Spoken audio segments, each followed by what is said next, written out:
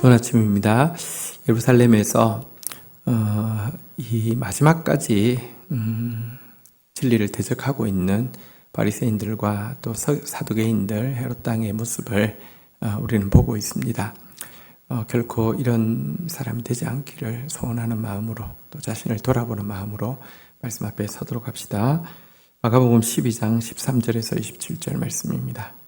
13절 그들이 예수의 말씀을 책잡으려 하여 바리새인과 헤롯 당 중에서 사람을 보내매 14절 와서 이르되 선생님이여 우리가 아노니 당신은 참되시고 아무 그리끼는 일도 없으시니 이는 사람을 외모로 보지 않고 오직 진리로서 하나님의 도를 가르치심이니이다.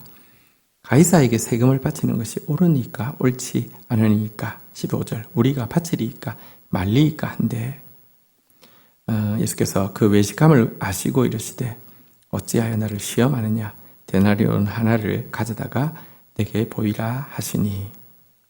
자, 여러분 이 헤롯 당은 이방인들의 통치를 인정하고 인두세 내는 것을 한 사람당 세금 내는 것에 대해서 찬성하는 부류였다고 하면, 바리새파는 이방인의 통치를 부정하고 인두세를 반대하고 있었기 때문에 서로 굉장히 적대적인 관계였습니다.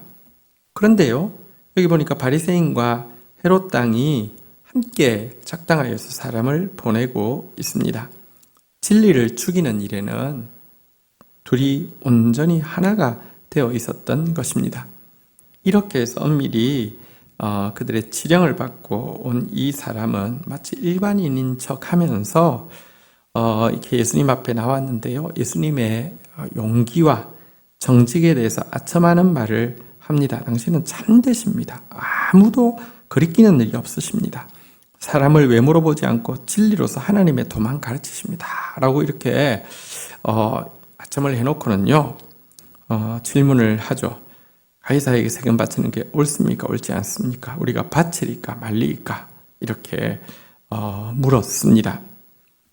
이 질문의 의도는요, 바치라고 하면 매국노로 몰릴 것이고 바치지 말라고 하면 로마의 반란자로 처형을 받게 되겠죠. 이 둘 중에 하나에 걸리기만 걸리면 자기는 이 헤롯 당과 바리새인들은 아주 좋은 상황이니까 이것 때문에 질문을 한 것이죠. 예수님께서는 그들의 중심을 정확하게 알고 계셨습니다. 어찌하여 나를 시험하느냐. 여러분, 예수님을 여러분들의 얄팍한 머리로 시험하실 수 있다고 생각하십니까? 그런 자 되지 않아야 합니다. 예수님 앞에 순종하는 자가 되어야 되지, 내 어떤 계산을 가지고 예수님 시험하는 자가 되어서는 안 됩니다. 그러면서 데나리온 하나를 내게 가져와서 보이라 라고 말했습니다. 로마의 동전을 가져오라고 이야기했습니다. 그곳에서 지금 통용되고 있는 돈이었죠. 16절 보겠습니다. 가져왔거늘 예수께서 이르시되 이 형상과 이 글이 누구의 것이냐 이르되 가이사의 것이니이다. 17절 이에 예수께서 이르시되 가이사의 것은 가이사에게 하나님의 것은 하나님께 바치라 하시니 그들이 예수께 대하여 매우 놀랍게 여기더라. 예수님께서 데나리온을 가져오자 물었습니다. 이 형상, 이걸 누구의 것이냐? 그렇습니다. 사람들이 대답했죠. 가이사의 것입니다. 그러자 예수님께서 말씀하셨습니다. 가이사의 것은 가이사에게 바치고 하나님의 것은 하나님에게 바치라. 이렇게 이야기했습니다. 여러분, 우리는 신앙생활을 핑계에 대어서 국가나 사회에 대한 의무를 소홀히 해서는 안 됩니다. 여러분들 헌금을 빌미로 세금 내는 것을 이렇게 이렇게 조작하고 이렇게 하는 것 절대로 안 됩니다. 신앙생활이 국가나 사회에 대한 의무를 이렇게 면피하게 하는 것이 될 수 없습니다. 그런데요, 여러분들, 가이사의 것, 가이사에게 바치는 것보다 더 중요한 게 있는데요. 하나님의 것, 하나님의 것이 무엇입니까? 우리의 영혼은요, 하나님의 형상이 새겨져 있습니다. 하나님의 것입니다. 하나님의 것인 자기를 하나님께 드리는 일에서는 결코 게을러서는 안 됩니다. 우리가 여러분 세금만 잘 냈다고 내가 떳떳한 신자냐, 그것 아니죠. 하나님 앞에서 정말 하나님의 것인 내 영혼을 하나님 앞에 드리는 일에 더 헌신해야 합니다. 가이사와 하나님을 어떻게 비교할 수 있겠습니까? 그래서 내 영혼은 정말로 주님 앞에 드려져야 하지요. 어쨌든 이 말씀으로 저들의 그 악한 음모에 대해서 이렇게 예수님은 벗어나고 계시는 모습을 보게 됩니다. 자, 이어지는 18절부터 또 다른 논쟁을 이렇게 불러일으키고 있는 무리를 보게 됩니다. 18절. 부활이 없다 하는 사두개인들이 예수께 와서 물어 이르되 19절. 예수님이여, 모세가 우리에게 써주기를 어떤 사람의 형이 자식이 없어 아내를 두고 죽으면 그 동생이 그 아내를 취하여 형을 위하여 상속자를 세울지니이다 하였나이다. 20절. 칠형제가 있었는데 마지가 아내를 취하였다가 상속자 없이 죽고. 21절. 둘째도 그 여자를 취하였다가 상속자 없이 죽고, 셋째도 그렇게 하여. 22절. 일곱이 다 상속자가 없었고 최후의 여자도 죽었는지라. 23절. 일곱 사람이 다 그를 아내로 취하였으니 부활 때 곧 그들이 살아날 때 그 중의 누구의 아내가 되리이까. 자, 이제 사두개인들은 이제 바리새인들과 또 반대로 현세주의자였죠. 사두개인들이 사실은 이제 또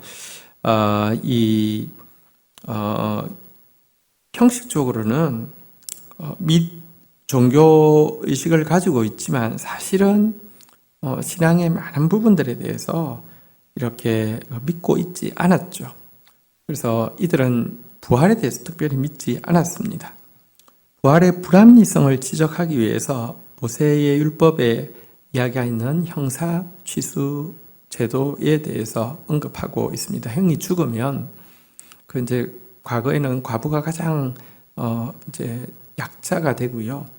또 상속자가 없으면 형의 기업이 이제 단절되어질 수 있기 때문에 그것을 이제 지켜주기 위해서 형이 죽으면 형수를 이제 그 동생이 취하게 하는 형사취수제의 제도가 있었는데요. 그런데 이제 그의 질문의 내용은 무엇입니까? 형이 죽었는데 그래서 형수를 둘째가 취했는데 또 둘째도 자식 없이 죽었고, 그래서 셋째가 취했는데 셋째도 자식 없이 죽었고, 이렇게 해서 일곱이나 다 취했는데 이게 자식 없이 죽었다. 그러면 나중에 진짜 부활이 있다고 하면 이 여자는 누구의 아내가 되느냐 이제 이러면서 자기 말은 부활은 없다는 거죠. 사도개인이라는 단어 자체가 이제 사독의 이제 후예다라는 뜻이고, 그래서 대제사장들이 되었는데요. 여러분, 대제사장 종교 직책의 제일 탑에 있지만 그들이 믿는 것은 현세만 믿지 부활을 믿지 않았습니다. 또 그들의 논리를 이렇게 증명하기 위해서 이렇게 극단적인 예를 또 들고 있습니다. 절대 믿어지지 않았고 또 믿고 싶은 마음이 없었고, 현세가 제일 중요하고 현세에 타협해서 현세에서 이제 현세의 이제 영락을 누리는 데에 그들은 이제 모든 관심이 가 있었던 것이죠. 여기에 대해서 예수님 뭐라고 답하셨습니까? 24절. 예수께서 이르시되 너희가 성경도 하나님의 능력도 알지 못함으로 오해함이 아니냐. 25절. 사람이 죽은 자 가운데서 살아날 때에는 장가도 아니가고 시집도 아니가고 하늘에 있는 천사들과 같으니라. 26절. 죽은 자가 살아난다는 것을 말할진대 너희가 모세의 책 중 가시나무 떨기에 관한 하나님께서 모세에게 이르시되 나는 아브라함의 하나님이요 이삭의 하나님이요 야곱의 하나님이로다 하신 말씀을 읽어보지 못하였냐. 27절. 하나님은 죽은 자의 하나님이 아니요 산자의 하나님이시라. 너희가 크게 오해하였도다 하시니라. 자, 예수님은 이 질문에 대해서 이제 내세의 삶이 현세의 삶과 어떻게 다른지를 알려주셨습니다. 이 현세에서는요, 하나님께서 가정제도를 허락하여 주셔서요, 결혼을 통해서 또 가정을 이루고 나서 자녀를 낳으면서 삶의 기쁨을 발견하게 하셨고요. 또 삼위일체 하나님의 누리시는 그 하나됨과 교제의 기쁨을 알아갈 수 있도록 하셨는데요. 그러나 훗날 이제 정말 참된 아버지 한 분 아버지를 모시고요. 온 인류가 예수 그리스도 안에서 하나가 되어져서 형제 자매가 된 그 내세에서는 더 이상 결혼 제도도 자녀를 낳는 일도 없을 것임을 말씀하고 있습니다. 이 가정이라는 제도는 분명히 하나님이 허락하신 제도이고요. 또 이것을 통하여서 사랑을 배우고 하나됨을 배우고 하는 것이 있지만 또한 이것은 뭐랄까요? 이 가정이라는 어떤 그 틀을 다 하나만 생각하는 것보다는 분명히 범위가 넓어졌지만 또 확대된 이제 이기심으로 또 전락할 수 있는 위험이 많이 있죠. 진정한 하나됨이 모든 인류 가운데 이루어졌을 때는 더 이상 결혼, 자녀라는 이런 이제 일이나 제도가 불필요해진다라고 예수님께서는 정확하게 말씀하셨습니다. 이어서 또 예수님이 하신 말씀이 있습니다. 사두개인들은 성경을 부분적으로만 받아들였는데요. 그들이 받아들이는 성경은 모세오경인데요.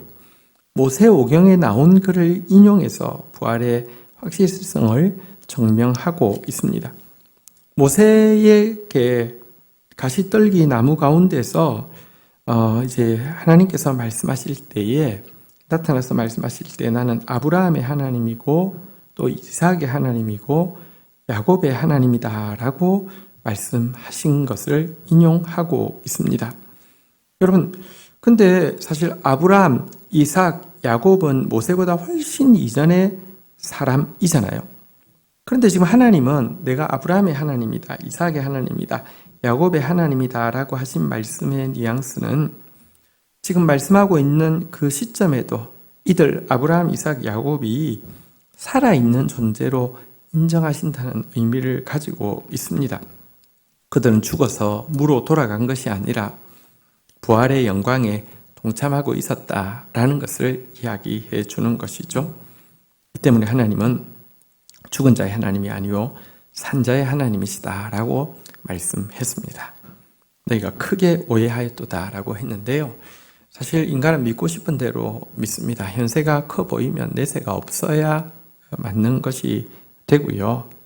여러분, 예수를 죽여야만 하면 진리가 틀린 것이 되어야만 하기 때문에 여러분들 무조건 그들에게는 진리가 틀린 것이고요. 그들에게는 내세가 없는 것입니다. 우리 정말 주님의 말씀을 오해하는 자가 아니라 정말 이해하고 받아들이는 사람이 되어질 수 있도록 내 생각을 내려놓는 일들을 계속해야 합니다. 그리고 내 영혼의 주인이신 하나님께 그를 향한 나의 마음들이, 나의 시간들이, 나의 물질들이 하나님의 것인 내 영혼을 주님께 드리는 일에 당안해서는 안 될 것입니다. 주신 말씀 붙잡고 기도하며 나가도록 하겠습니다. 주님, 나는 하나님의 것입니다. 내 안에 당신의 형상이 새겨져 있습니다. 그럴진데 지정의를 다하여서 당신을 사랑하는 것이 마땅하며 나보다 나를 더 사랑하시는 주님의 말씀이면 그 말씀에 헌신하고 순종하는 것이 당연할 뿐 아니라 최고의 영예이고 최고의 지혜임을 고백합니다. 정말 하나님의 것을 하나님께 드림에 있어서 조금도 핑계대는 자 되지 않도록 저희에게 은혜를 더하여 주시기를 간절히 간구하고 소원합니다. 하나님, 이 세상만 바라보고 사는 사람들로 가득 차 있습니다. 신앙이라는 명분을 내세우면서도 파보면 돈밖에 없고 자기밖에 없고 현실밖에 없는 사람들이 가득한 신앙생활을 하고 있습니다. 그러나 주님, 이 현세와 좋게 비교할 수 없는 부활의 내세가 있음을 저희들 잊지 않게 하여 주시옵소서. 하나님, 그리하여서 하나님 나라를 위하여서 살고 영원히 없어지지 않을 가치를 위해서 헌신하며 하나님 나라를 위해서 벽돌 한 장 얻는 삶 살 수 있도록 저희들을 붙들어 주시기를 간절히 간구하고 소원합니다. 예수 그리스도의 이름으로 기도 올립니다. 아멘.